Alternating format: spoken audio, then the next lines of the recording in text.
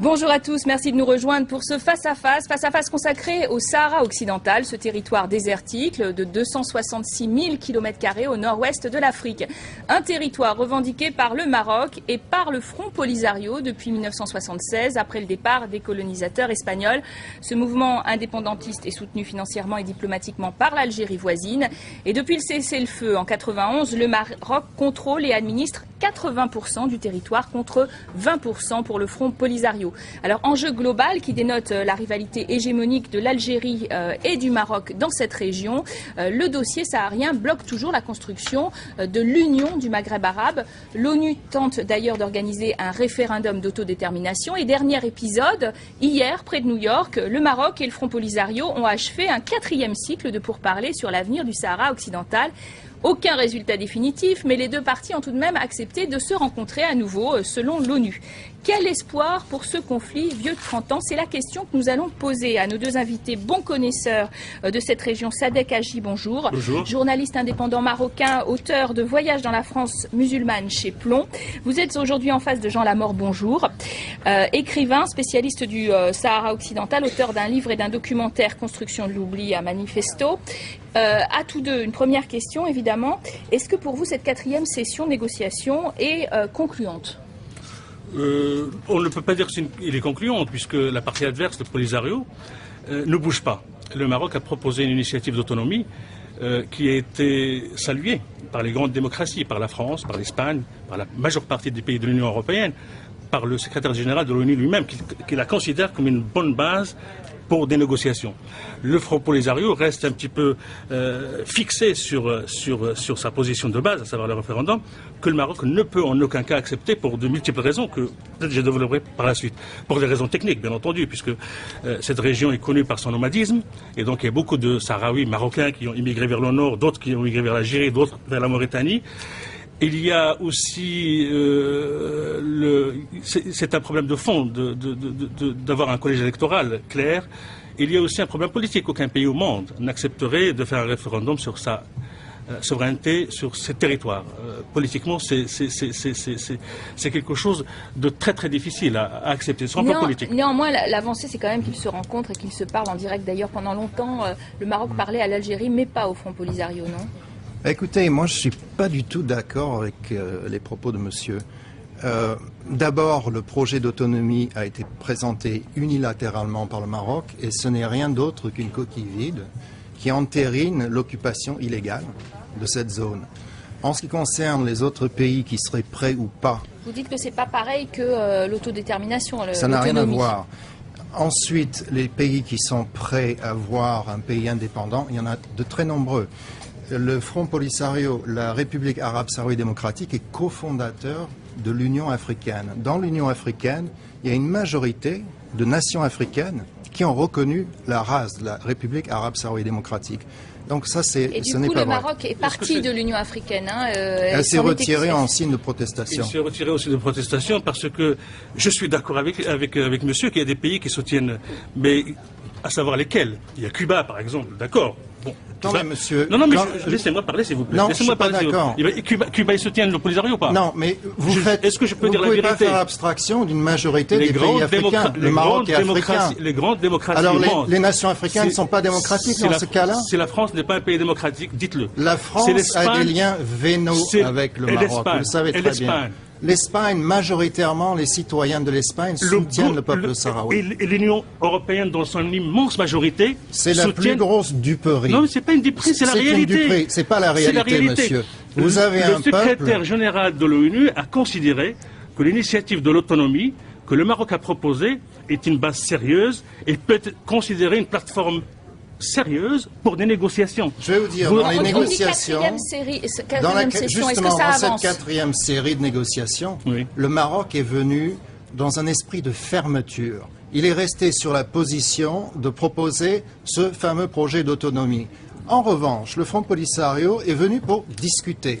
Il a proposé de non seulement intégrer dans la proposition de référendum l'indépendance, comme monsieur l'a évoqué, mais aussi la possibilité que le peuple sahraoui vote lui-même le rattachement au Maroc, et il a aussi intégré la dernière proposition de l'autonomie, qu'on laisse le référendum faire son chemin, au lieu de falsifier la procédure référendaire. Non, on falsifie rien du tout. Ça a été falsifié, absolument, et vous le savez bien. Alors, ça a été falsifié massivement.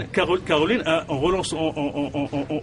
en présentant le débat, a parlé de l'historique de cette affaire.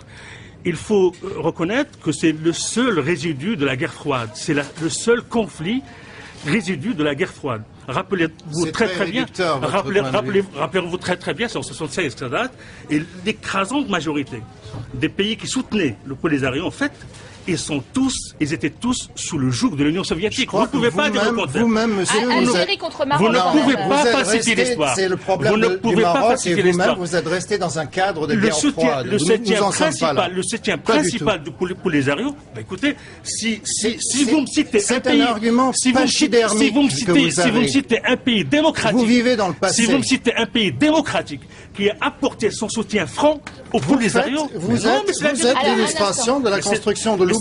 Vous sortez des arguments fallacieux. Cette histoire est un résultat de la guerre froide. C'est absolument faux. Et il est instrumentalisé par l'Algérie qui a une vision et une stratégie hégémonique. C'est un argument unique.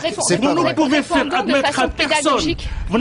admettre à personne qu'un pays, qu'un gouvernement, le pouvoir algérien, je parle du pouvoir, pas du peuple, que le pouvoir algérien, par conviction, une majorité de pays africains, par conviction, quelle gentillesse, par conviction, soutien, finance, bouge à droite, à gauche, pour une question de je sais pas quoi. Tout le monde connaît la nature du régime algérien. C'est faux, vous vivez dans le passé. Quel passé? C'est préhistorique, votre vision. Expliquons pour nos téléspectateurs le passé, parce que là, je suis pas sûr qu'ils ont tout à fait compris votre débat sur la guerre froide. Est-ce que pour vous, c'est une décolonisation au couteau qui a été mal gérée, etc.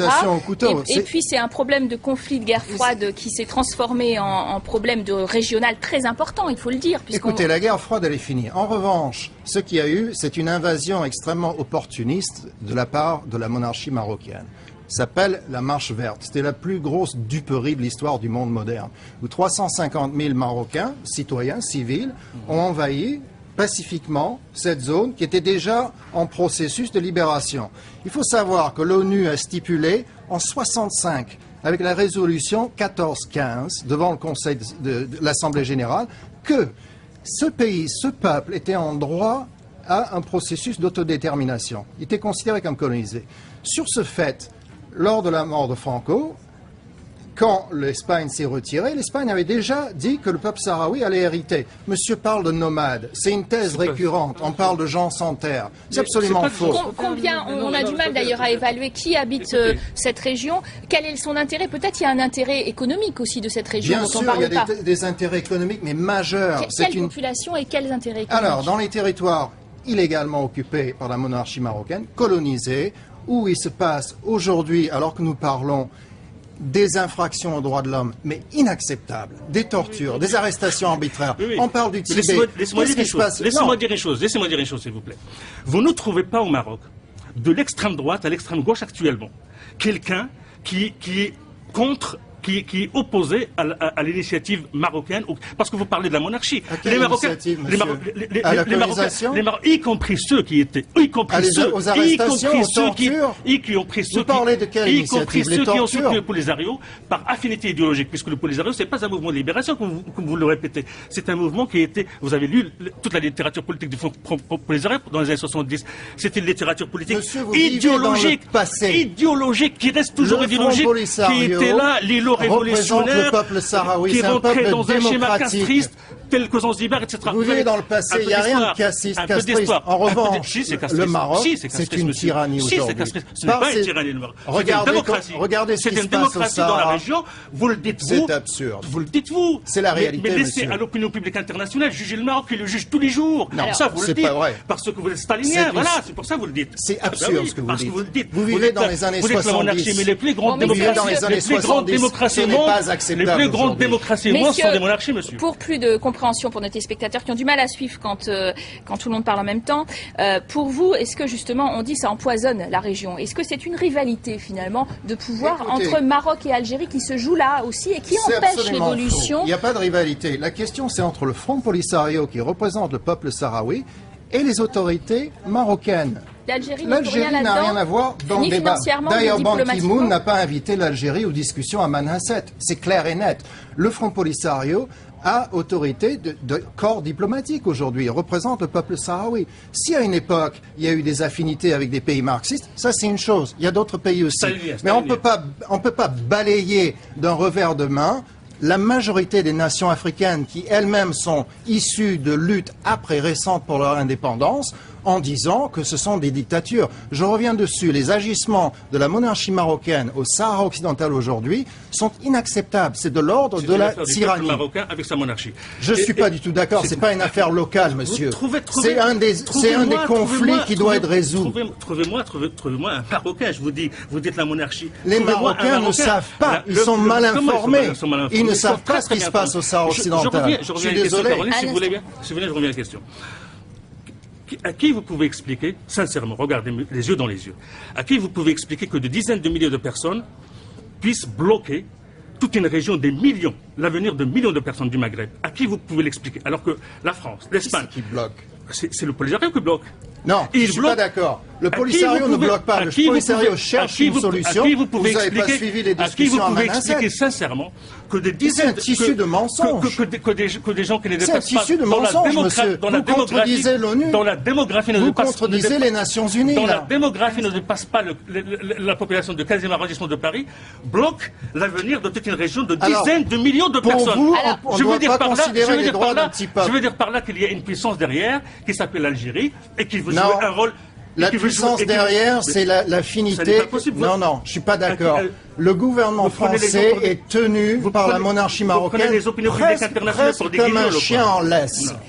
C'est un sujet interdit, vous le savez. Pour avancer sur ce débat, je vous vois passionné, passionnant, mais passionné, c'est un débat passionnel, on voit rencontre après rencontre, on n'obtient pas effectivement de résultats. Est-ce que vous voyez pourtant un espoir quelconque pour ce conflit qui est né en 66? Je vais répéter, l'espoir il est là. Plus de 30 ans. L'espoir il est là, il est clair. À la dernière rencontre qui s'est terminée hier soir, le Polisario est venu en proposant des choses. Il a proposé, je le répète, 3 options pour un référendum. Les autorités marocaines sont bloquées. C'est le processus d'autonomie ou rien d'autre. C'est-à-dire le drapeau marocain, la monnaie marocaine, l'armée marocaine et la police marocaine qui est déjà en train d'arrêter et torturer les Sahraouis. On a titré Sahara occidental l'impasse. Est-ce que vous êtes tous les deux d'accord avec le titre? Elle ne vient pas des Sahraouis. Je considère vous savez, le monsieur il est français, moi je suis marocain et moi je considère. Français, je suis américain. Vous êtes américain, c'est pas grave. Je veux dire par là qu'entre moi et un Sahraoui, il n'y a pas l'épaisseur d'une feuille à cigarette comme différence culturelle. Alors pourquoi vous les traitez comme ça? C'est une honte. Je les traite aussi, mais vous êtes... Vous savez ce qui se passe dans la prison noire de l'Aïoun? Je peux vous dire... C'est abominable. Je peux vous dire, vous me mêlez des coups en fait, parce que je suis marocain et je suis Sahraoui, moi. Je vais vous dire quelque chose. Laissez-le finir, monsieur Lamort, laissez-le finir. Vous n'êtes pas Sahraoui. Mais laissez-moi... Si, tous les Marocains sont Sahraouis. Tous les Marocains sont Sahraouis. C'est faux. La monarchie marocaine, c'est comme un rapace qui aurait avalé une pièce convoitée. C'est tout.